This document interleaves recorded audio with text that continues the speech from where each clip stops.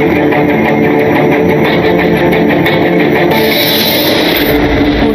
Students, welcome to Chennai academy. நம்மளோட top 20 சீரியஸ்ல நம்ம அடுத்ததான் நம்ம பார்க்க போற சப்ஜெக்ட் யூனிட் 4. யூனிட் 4 வந்து ரொம்ப ரொம்ப முக்கியமான சப்ஜெக்ட். ஏன் அப்படின்னா சிலபஸ் என்னமோ சின்னதுதான், ஆனா ஒவ்வொரு டாபிக்லையும் படிக்க வேண்டிய விஷயங்கள் அவ்வளவு கடினமான விஷயங்களும் கூட, அவ்வளவு நிறைய விஷயங்களும் கூட இருக்கு. ஓகேங்களா? ஃபார் எக்ஸாம்பிள், டெல்லி சுல்தான் அப்படி ஒரு டாபிக் எடுத்தா மட்டுமே அதுல வந்து 5 வம்சம் இருக்குது. ஒவ்வொரு வம்சத்துலயும் அவ்வளவு மன்னர்கள் இருப்பாங்க. ஒவ்வொரு மன்னர்களும் ஏகப்பட்ட விஷயங்கள் வந்து செய்திருப்பாங்க. அப்போ அதெல்லாம் படிக்கிறதுக்கும் நிறைய பெயர்கள், புதுசு புதுசான நேமு, புதுசு புதுசான வருடங்கள், இதெல்லாம் படிக்கும்போது நிறைய கன்ஃபியூஷன்ஸும் ஆகும். ஓகேங்களா? அதாவது இந்த சப்ஜெக்ட் வந்து தெளிவாகவும் படிக்கணும், அதிக நம்பர் ஆஃப் கொஸ்டின்ஸ் கேட்கக்கூடியது தான். ஓகே, கம்பேரிங் டு என்ன சொல்றேன்னா ஜியாகிரபி, அப்புறம் பார்த்தீங்கன்னா ஒரு யூனிட் 9 இந்த மாதிரி டாபிக் விட இது அதிகமாக கேட்கப்படும். ஓகே, ஃபர்ஸ்ட் கொஸ்டின் பார்க்கலாமா? டாப் 20 கொஸ்டின்ஸ் தான் நம்ம பார்க்கலாம். ஃபர்ஸ்ட்,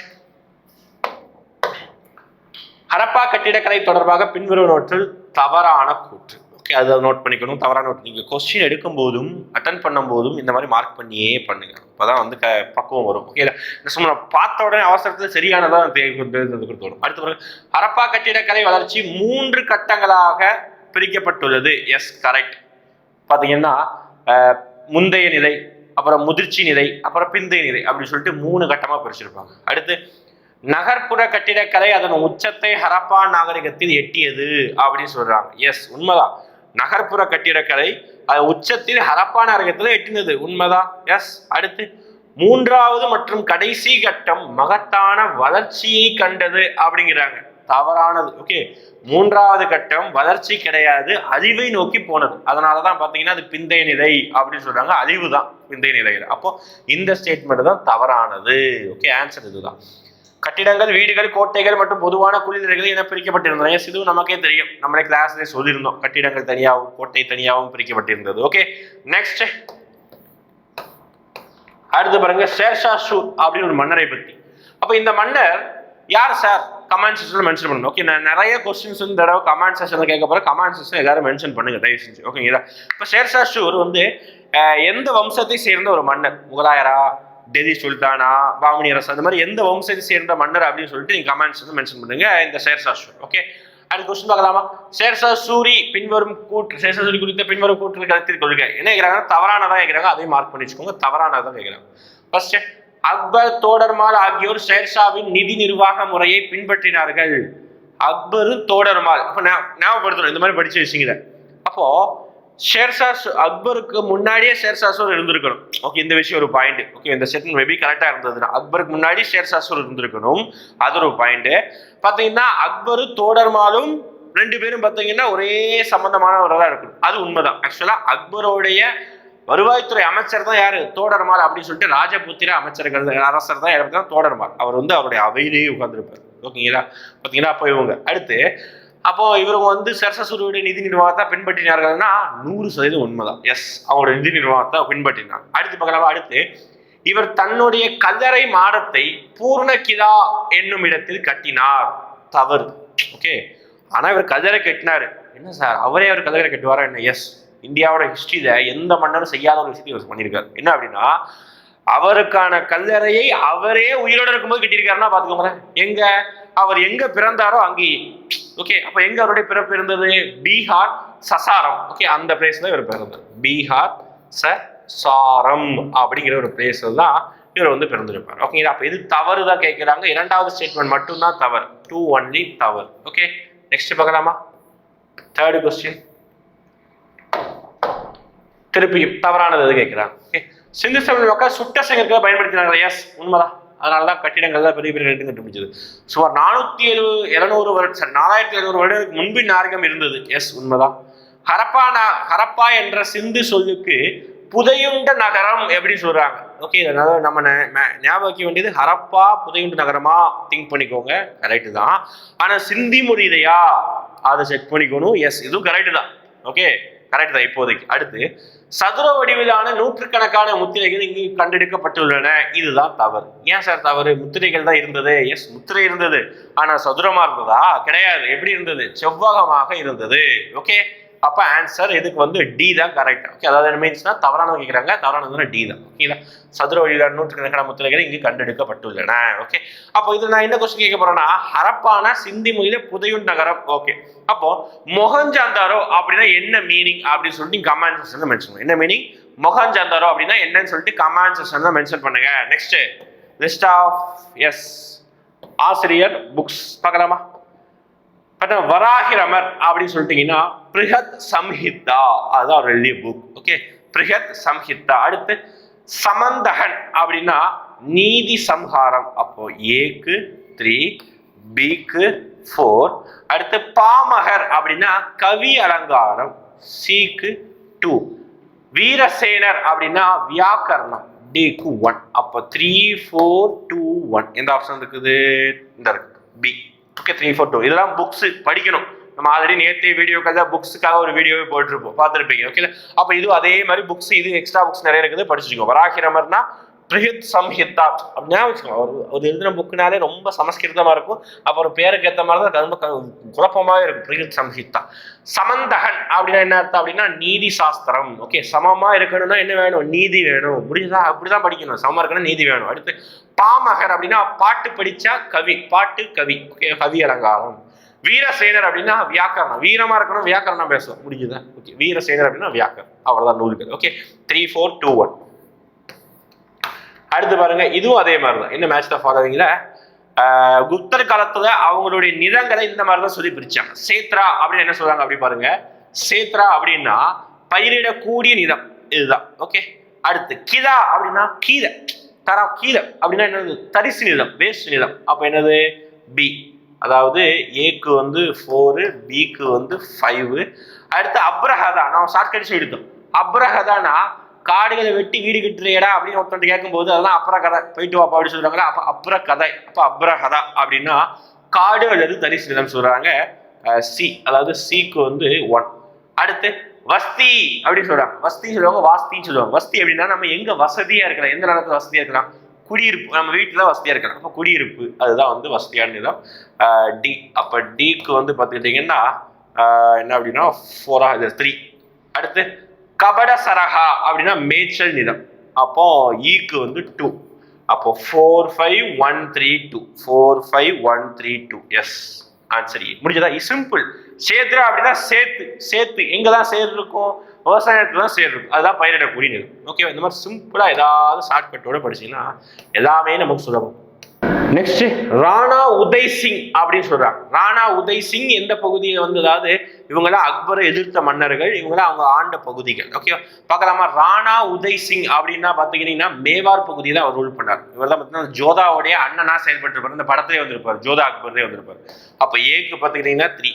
அடுத்து ராணி துர்கா தேவி அப்படின்னா இந்தியாவுடைய மத்திய பகுதியை செயல்படக்கூடிய கோண்டுவானா பகுதி. ஓகேங்களா? அப்ப பிக்கு பாத்தீங்கன்னா 1. அடுத்து முசஃபர் ஷா அப்படின்னா குஜராத், சிக்கு வந்து 4. அடுத்து பாஜ் பகதூர் அப்படின்னு கேட்கிறாங்க, அதுனா மாவளம், டிக்கு வந்து 2. ஓகே, அப்ப 3, 1, 4, 2. 3, 1, 4, 2 ஏ ஆப்ஷன் இருக்கு. ஓகேங்களா?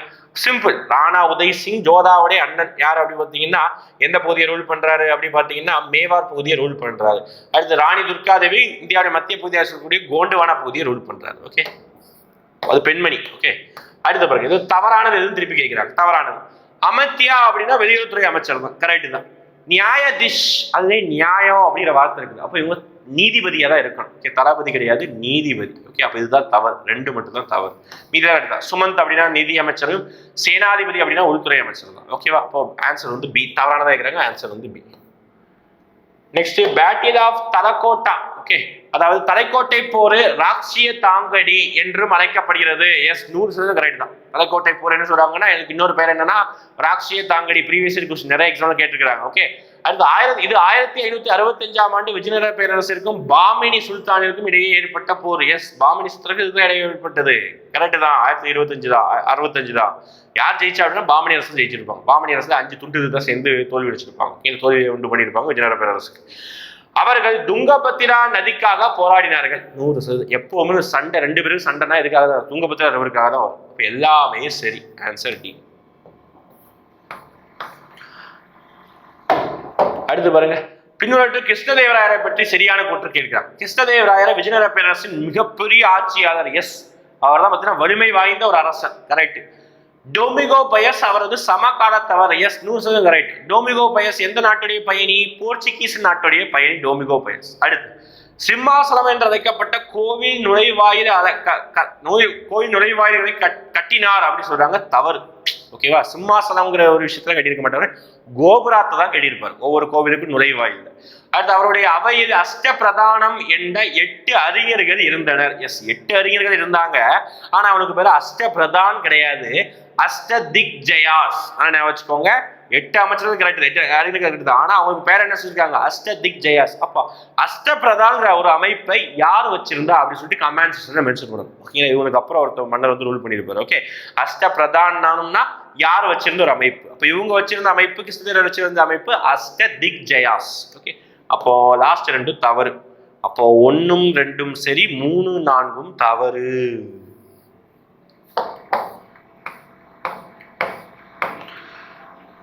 பண்பாடு என்பது மனிதனின் அகம். அதை வெளிப்படுத்தினால் நாகரிகம். எஸ், பண்பாடு அப்படின்னா ஒருத்தருடைய அகம், அது உள்ளுக்குள்ள இருக்கிற விஷயம். ஓகேவா? அதை வெளிப்படுத்துறேன் அப்படின்னா அதுக்கு பேர் நாகரிகம். கடவுள் நம்பிக்கை இருக்குது அப்படின்னு நான் யோசிச்சு வச்சிருக்கேன்னா அதுக்கு பேர் பண்பாடு. அந்த கடவுள் நம்பிக்கை இருக்கிறத நான் பொட்டாலையும் கையில கயிறு கட்டுவதனாலையும் அப்புறம் பார்த்தீங்கன்னா நான் காவி உடை அணிவதனாலையும் நான் வெளிப்படுத்தினா அதுக்கு பேர் தான் நாகரிகம். ஓகேங்களா? கரெக்டான ஸ்டேட். அடுத்து, நாகரிகம் மாறுதலுக்கு உள்ளாகும், பண்பாடு நிலைத்து நிற்கும். உண்மைதான். நான் எனக்கு பண்பாடுங்கிறது என்னோட உள்ளார்ந்த விஷயங்களை வந்து மாற்ற முடியாது. ஆனா நான் என்னோட வெளிப்படுத்துற விஷயத்த பொட்டு வைக்கிறது வேற மாதிரி பொட்டு வைக்கலாம், காவி உடை அணிவதற்கு வேற உடைய அணித்தலாம், கயிறு கட்டுவதற்கு போது வேற ஏதாவது விஷயங்கள் செய்யலாம். அப்போ நாகரிகம் மாறுமே தவிர பண்பாடு மாறவே மாறாது. அதுதான் சொல்லியிருக்காங்க. ஓகே, 2 ஸ்டேட்மெண்ட் கரெக்ட் தான். கூற்று காரணம் 2ம் சரி. Answer C. சிம்பிள், அவ்வளவுதான், ஒண்ணுமே கிடையாது. அடுத்து பாருங்க. ஈபி டெய்லர் என்போர் புராண கதைகள் தங்க நகைகளை உருவாக்கிய முன்னோர்கள் பற்றியும் பயன்படுத்துவோரை பற்றியும் கூறுகிறது அப்படி சொல்றாங்க. எஸ், ஈபி டெய்லர் வந்து புராண கதை அதை பத்தி சொல்லுகிறது. அடுத்து, மார்க்சமுள்ள அறிஞர் ஒவ்வொரு புராணமும் ஏதோ ஒரு உண்மையை கூற விதைகிறது என்று குறிப்பிட்டார். உண்மைதான், மார்க்சமுல்லர் இந்த ஸ்டேட்மெண்ட்டை சொன்னார் தான். கரெக்ட் தான், இதெல்லாம் எத்திக்ஸ் புக்ல இருக்குது. ஓகேவா? அடுத்து, வானத்தை ஆணாகவும் பூமியை பெண்ணாகவும் முழு நிலவை பௌர்ணமி வாழ்வையின் குறியீடாகவும் மதி மறைவை அமாவாசை இறப்பின் குறியீடாகவும் கருதினர். 100% உண்மை. எல்லாமே கரெக்ட் தான். ஓகே, 1 2 3 எல்லாம் ரைட்டு. இதுதான் நம்மளுடைய பண்பாடு அப்படிங்கிற ஒரு விஷயத்துல இருந்து எடுத்திருப்பாங்க. எத்திக்ஸ் புக்ல இருந்து, அறவியலும் பண்பாடுங்கிற ஒரு புக்ல இருந்து எடுத்திருப்பாங்க. ஓகே, அடுத்து பாருங்க.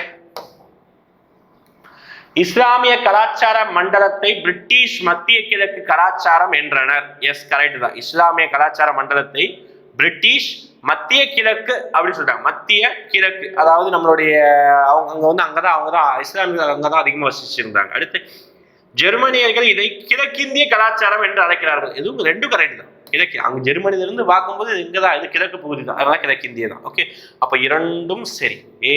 1 and 2.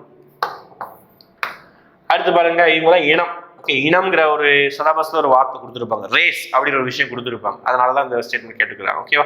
அதாவது தவறானது கிடையாது. நீக்ராய்டு அப்படின்னா கருகுருன்னு இருப்பாங்க, ஆப்பிரிக்கால தான் இருக்க போறாங்க. ஓகே, மங்கோலாய்டு அப்படின்னா கிழக்கு ஆசியா, மங்கோலியர்கள் சொல்றோமா, சைனாக்காரங்க அருணாச்சல பிரதேசக்காரங்க தான் அப்படி கட்டையா சப்ப மூக்கா.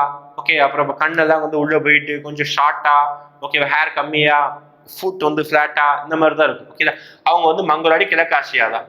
காக்கசாய்டு அப்படின்னா அவங்க பாப்புவா நியூ கினியா அந்த பகுதி கிடையாது. ஓகே, காக்கசாய்டு அப்படின்னா அவங்க அந்த பகுதியை தான் கிடையாது. ஓகே, இதுதான் வந்து தவறா இருக்குது. அப்போ இதுதான் ஆன்சர். ஓகே, நெக்ஸ்ட் பார்க்கலாமா? ஆஸ்திரேலியாடு அப்படின்னா ஆஸ்திரேலியா தான். அடுத்து பாருங்க, இந்த கொஸ்டின் வந்து பார்த்தீங்கன்னா